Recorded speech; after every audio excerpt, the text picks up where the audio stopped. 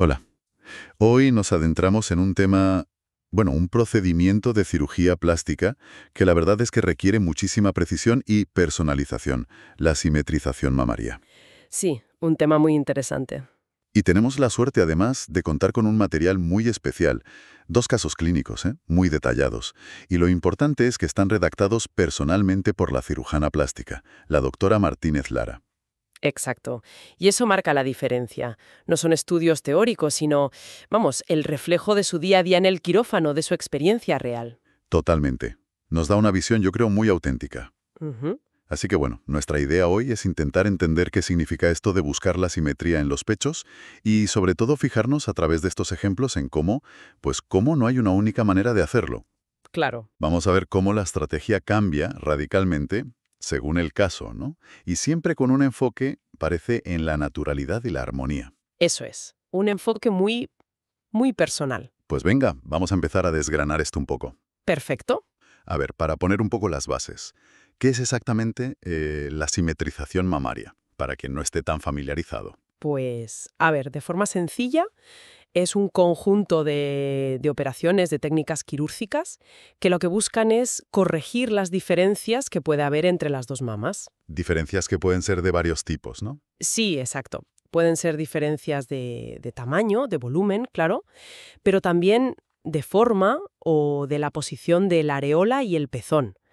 O incluso, pues, que una mama esté más caída que la otra, lo que llamamos tosis. ¿Y por qué surgen estas asimetrías? ¿Es algo con lo que se nace siempre o...? Pues no siempre. Las causas, la verdad es que son variadas. Puede ser, sí, por el propio desarrollo natural en la adolescencia. De hecho, es bastante común tener alguna pequeña asimetría. Ya. Pero bueno, también pueden aparecer o hacerse más evidentes después de cosas como un embarazo, la lactancia. Y luego hay un escenario importante, que son las asimetrías que aparecen después de tratamientos médicos. Claro. Sobre todo, por ejemplo, después de una cirugía por cáncer de mama, como quitar un tumor, o también por los efectos de la radioterapia en el quejido. Entiendo. O sea que esta variedad de causas ya nos da una pista de por qué los casos que vamos a comentar, los de la doctora, son tan distintos entre sí. Exacto. Leyendo sus descripciones, lo primero que llama la atención es eso, que cada paciente necesita un plan totalmente a medida. No vale lo mismo para todas. Precisamente. Y ese es, yo creo, uno de los puntos clave que se ven en estos informes. La planificación tiene que ser, bueno, absolutamente individualizada. Ajá. Y lo fascinante no solo elegir una técnica, sino cómo se combinan, cómo se adaptan diferentes procedimientos y, ojo, para cada mama por separado. Ajá. Mira. Incluso en la misma operación. Sí, sí, dentro de la misma cirugía. Porque a lo mejor una mama necesita una cosa y la otra necesita algo distinto, o lo mismo, pero en diferente medida, para conseguir esa armonía final. Qué interesante. Bueno, pues hablemos del primer caso que documenta la doctora Martínez Lara. Describe a una paciente con una asimetría mamaria marcada, dice, y de origen, de desarrollo congénito, Sí. con diferencias importantes de forma y también de volumen. El objetivo, según describe, era conseguir un pecho equilibrado, natural y armónico con su cuerpo. Correcto. Ese caso es un buen ejemplo de cómo abordar una asimetría que viene, digamos, de fábrica. Y la estrategia que describe fue, como decíamos, diferente en cada lado. ¿Y qué se hizo a grandes rasgos? Pues se combinaron varias técnicas. En una de las mamas, que además tenía una forma un poco especial, la describe como tuberosa, Sí, la menciona. pues ahí se hizo una mastopexia, que es para levantar y remodelar el pecho, y se puso un implante. Y además un pequeño toque de lipofilling, de grasa propia, unos 30 cc's, dice, para suavizar algún contorno. Vale. ¿Y en la otra mama? En la otra, que tenía otras características, pues también se puso un implante, pero de diferente tamaño, de más volumen en este caso, y también lipofilling, pero bastante más cantidad, unos 140 cc's, para poder igualarla bien con la primera. O sea, implante en los dos lados, pero distintos, y la grasa también distinta cantidad. Una mezcla muy específica. Exacto. Es un ejemplo claro de cómo mezclar técnicas de forma diferente en cada pecho para lograr la simetría global. Y en el informe da la sensación de que esa combinación de implante para dar el volumen principal y la grasa para los detalles fue importante para buscar esa naturalidad de la que hablábamos. Sí, Aunque el informe es descriptivo del caso y la técnica, se entiende que la combinación buscaba eso.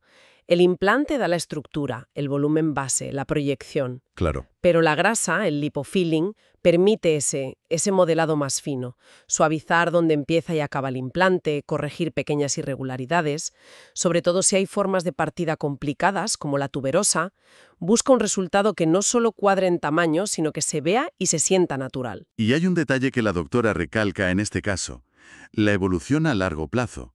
Dice que a los 7 años el resultado sigue siendo estable y natural. Eso es relevante, ¿no? Sin duda. Muchísimo. Que un resultado se mantenga bien con el paso de los años es fundamental en cirugía plástica. Que la doctora lo documente y lo destaque a 7 años vista, bueno, subraya la importancia de mirar más allá del resultado inmediato. Claro, no solo la foto del después. Exacto. Ver cómo evoluciona, cómo se integra con el cuerpo. Y bueno, sugiere que esa estrategia tan personalizada fue efectiva a largo plazo. Vale, pues ahora contrastemos esto con el segundo caso. Porque aquí el escenario es, bueno, un mundo aparte. Es una simetrización después de un tratamiento de cáncer de mama. Efectivamente, este segundo caso nos lleva a una situación muy diferente y a menudo, pues, más compleja. ¿Qué había pasado exactamente? Pues la paciente había tenido un cáncer en la mama izquierda. Le hicieron una tumorectomía, que es quitar el tumor, pero conservando la mama, y después le dieron radioterapia en esa zona. Y eso dejó secuelas, claro. Sí, secuelas importantes, según describe.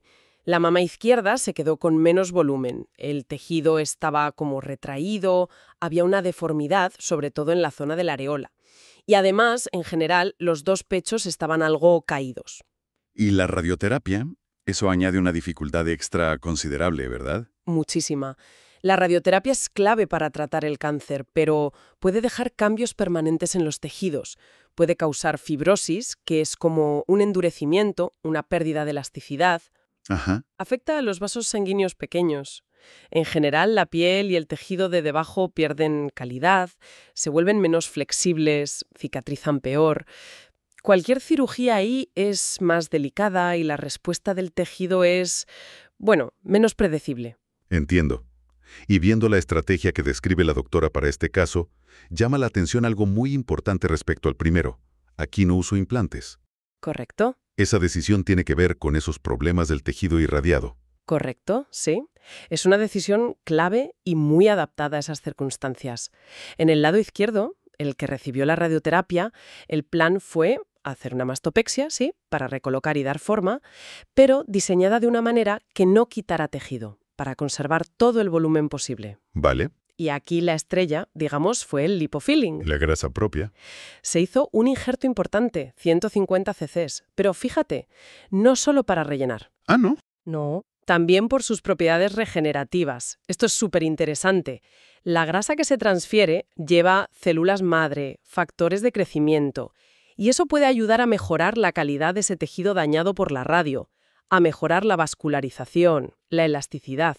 O sea que aquí la grasa no solo rellena, sino que también repara en cierto modo. Eso es. Tiene esa doble función, aportar volumen y mejorar la calidad del tejido base. Es una herramienta potentísima en reconstrucción. Qué bueno. ¿Y qué se hizo en la otra mama, la derecha?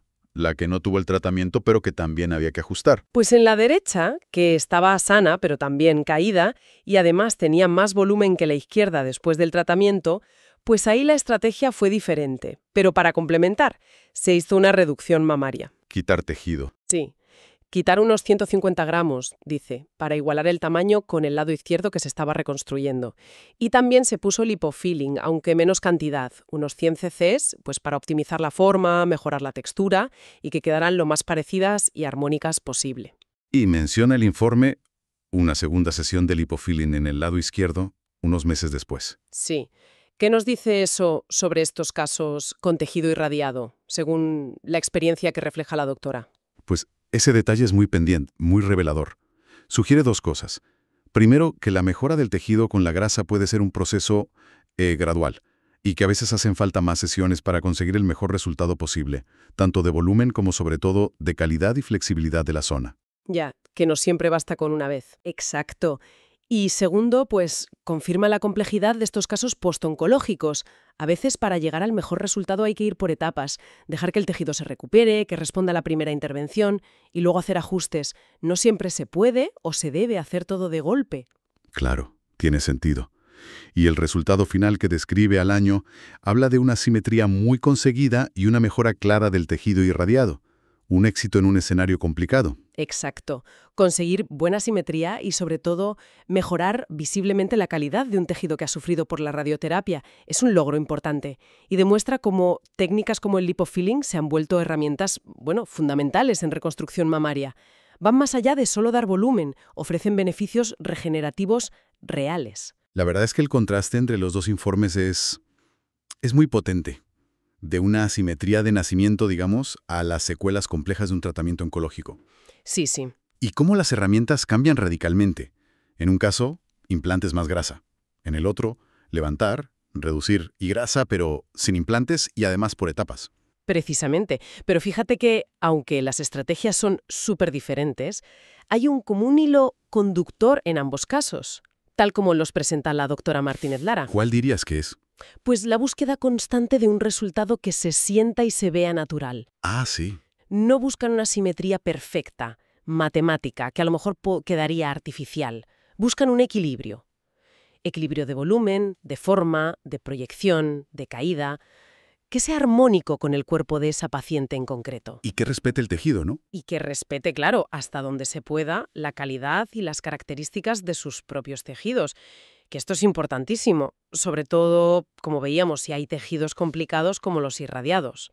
Y el hecho de que podamos ver estos detalles, porque están documentados así personalmente por la cirujana, subraya mucho cómo la experiencia clínica es lo que permite tomar estas decisiones tan específicas, ¿no? Tan adoptadas. Totalmente de acuerdo. Que la doctora Martínez Lara redacte personalmente estos casos no solo nos cuenta el qué y el cómo, sino que, de forma implícita, nos está hablando de la importancia de ese juicio clínico. Claro. Ese que se basa en la experiencia, en haber visto muchos casos, para poder diseñar y hacer realidad planes tan a medida. No son recetas de libro, son soluciones artesanales casi. Bueno, pues hagamos un poco de balance.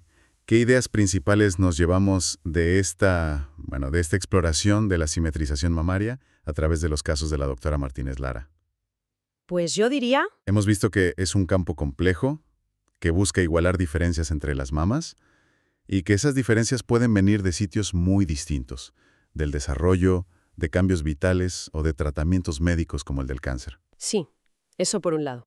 Y por otro, queda clarísimo, al ver estos informes clínicos, que el éxito depende totalmente de una planificación, súper personalizada. Fundamental. Que la solución casi nunca es hacer lo mismo en los dos lados, sino que a menudo implica usar técnicas distintas o combinarlas de forma diferente en cada mama para llegar a ese equilibrio final. Exacto. La solución a la asimetría suele ser asimétrica en sí misma. Curioso, ¿verdad? Y todo esto parece con un objetivo claro: buscar la naturalidad, la armonía, adaptándose siempre a la persona, a sus tejidos. Y la verdad, tener estos casos documentados de primera mano por la doctora es muy valioso para entender la profundidad de esto. Sí, totalmente. Y si le damos una última vuelta a esto, todo este nivel de complejidad y de personalización que hemos visto, con estos dos ejemplos tan claros, ¿Sí? resalta muchísimo algo que a veces, no se le da tanta importancia, pero que es vital. Me refiero al diálogo inicial, a esa conversación entre la persona que se quiere operar y el cirujano o cirujana. La primera consulta, ¿te refieres? Sí, y las siguientes también, claro, pero esa base, viendo lo detallado de las estrategias que describe la doctora, cómo cada paso se piensa no solo para la paciente, sino para cada mama. Ya. Hasta qué punto es crucial desde el principio entenderse bien, entender de forma profunda y realista cuáles son los objetivos, qué se puede conseguir y qué no, cuáles son las limitaciones, sobre todo si hay factores como la radioterapia. Claro, manejar las expectativas. Exacto, poner sobre la mesa las posibilidades reales que da la cirugía. Parece que es un pilar básico para que luego los resultados sean satisfactorios, ¿no? Tanto si es cirugía estética como si es reconstructiva, donde la personalización es la norma. Es algo en lo que merece la pena pensar, creo yo.